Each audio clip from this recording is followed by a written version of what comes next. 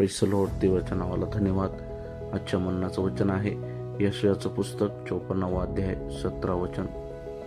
तुझ्यावर चालवण्यासाठी घडलेले कोणतेही हत्यार तुझ्यावर चालणार नाही.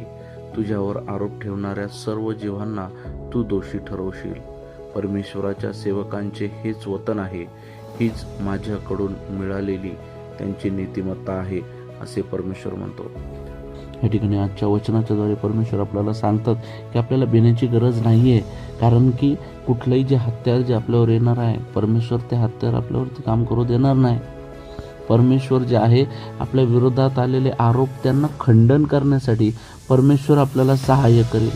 परमेश्वराचं वचन आपल्याला सांगतं की हे सेवकाचं वतन जे आहे नीतिमत्ता आहे. हे नीतिमत्ता हे सेवकाचं वतन जे आहे ते परमेश्वराने त्याला दिलेलं आहे. ते वतन त्याच्याकडून कोणी काढून घेणार नाही. ते वतन जे आहे परमेश्वर नष्ट होऊ देणार नाही. परमेश्वर त्याच्या सेवकांना घेऊन चालेल आणि एक आदर्श, एक परमेश्वराचं उदाहरण म्हणून तो त्याला परमेश्वर समाजामध्ये उभं करणार आहे. अशा स्वरूपात परमेश्वर त्याच्या सेवकाला चालवतो.